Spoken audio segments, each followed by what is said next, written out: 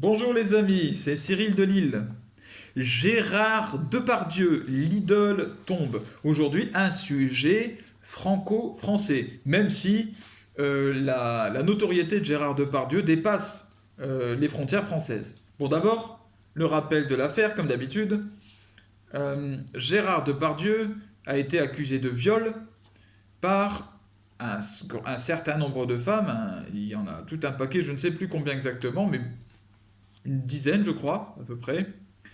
Et en particulier, une femme qui vraiment a porté plainte et a explicité longuement ce qu'il s'est passé. Et elle s'est répandue dans les médias sur ce dont elle dit avoir été victime.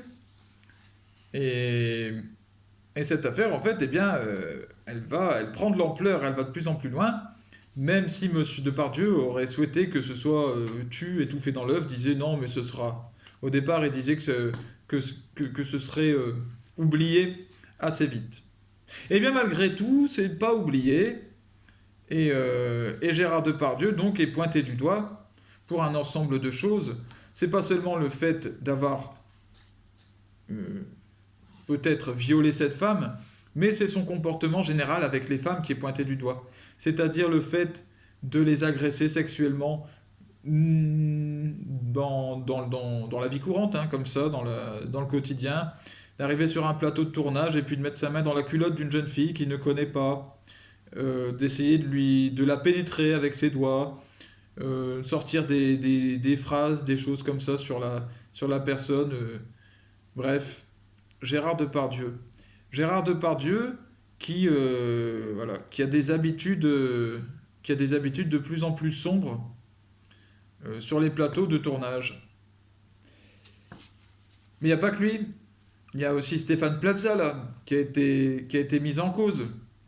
Stéphane Plaza, lui aussi, alors une idole de moindre envergure. Mais quand même, il y a déjà de ça en lui.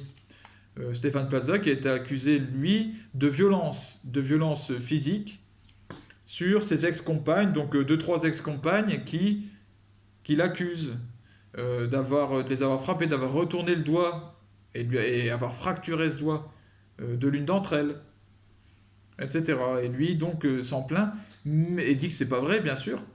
Mais Stéphane Plaza, en fait, il est pointé du doigt, même par ses collègues de travail, pour son attitude, de manière générale, sur toutes les questions sexuelles. Voilà. Et avec les femmes.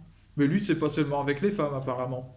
Voilà. En tout cas, nous avons des gens, des espèces de cochons, qui se comportent comme des cochons, qui ne savent pas se tenir, qui sont des débauchés, en fait. Nous nous rendons compte que nous avons comme idole, parce que Stéphane Plaza est un homme qui est quand même idolâtré par beaucoup de petites dames qui sont chez elle et qui regardent la télévision.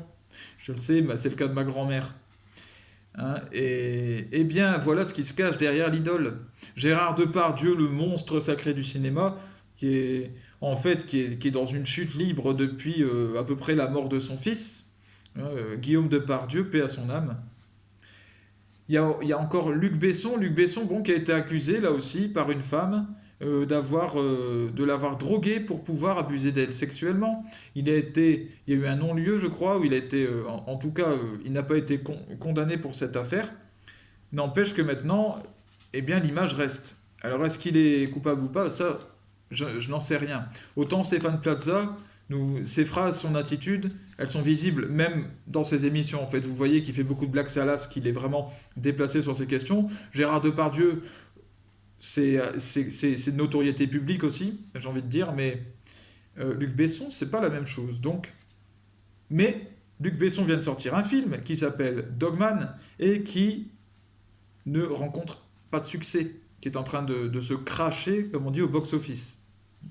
Ne rapporte pas d'argent. Donc les gens ne veulent plus aller voir les films de Luc Besson. Voici des personnalités que l'on croyait indéboulonnables, mais qui, en fait, se sont avérés être des colosses aux pieds d'argile. Le colosse aux pieds d'argile, ça vient de la Bible. Là encore, c'est une image de l'Apocalypse. Et comme image, comme symbole, comme, je dirais comme exemple concret de ce que c'est qu'un colosse aux pieds d'argile, vous avez Goliath. dans l'histoire, dans le combat entre David et Goliath.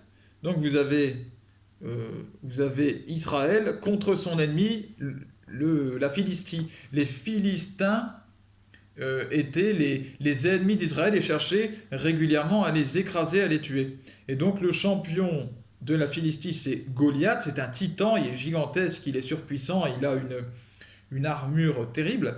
Et puis en face de lui, alors, eh bien, on choisit comme champion pour le peuple de Dieu le petit David, qui est le plus petit là-dedans, mais qui va réussir à terrasser Goliath en un seul coup.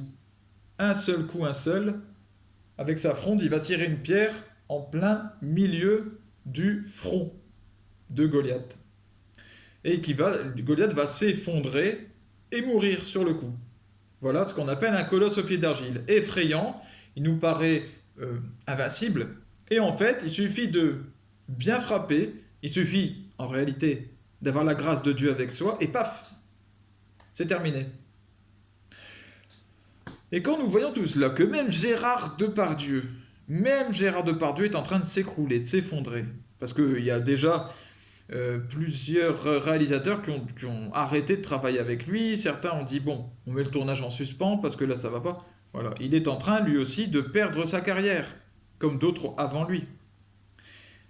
Euh, Est-ce que ça montre l'effondrement de notre culture française? Eh bien oui et non. Il y a une forme d'effondrement, mais ce n'est pas l'effondrement de tout, parce que les belles choses restent. Et il y a des belles choses. Et il y a des acteurs qui sont sains. Il y a des acteurs et des chanteurs et des artistes, parce qu'il n'y a pas que les chanteurs. Il y en a qui ont montré de beaux exemples, qui ont écrit des belles choses, qui ont joué dans des beaux films, Ben ça va rester. Donc en fait, ce n'est pas un effondrement, c'est une épuration. Voilà, un tri qui est en train de se faire. Évidemment, c'est difficile à vivre et ça donne l'impression d'une catastrophe. Mais c'est positif à la fin, parce que nous allons garder uniquement ce qu'il y a de meilleur, la substantifique moelle. La France n'est pas devenue un enfer, mais un purgatoire. C'est ce que j'ai entendu récemment, la phrase d'un intellectuel, et je l'ai trouvé très juste. La France n'est pas devenue un enfer, contrairement à ce qu'on peut entendre parfois, mais un purgatoire, c'est-à-dire un endroit où l'on se purge, comme je l'ai dit, où l'on vit une épuration, où l'on se nettoie. La culture française est en train d'être nettoyée. Au bout du tunnel, c'est la lumière qui nous attend. Et c'est la conversion de tout le pays, comme l'a dit Marthe Robin, la conversion de tout notre pays. Alors, accrochez-vous à la barre, tenez bon, parce que le Christ revient au cœur de la France. À bientôt les amis.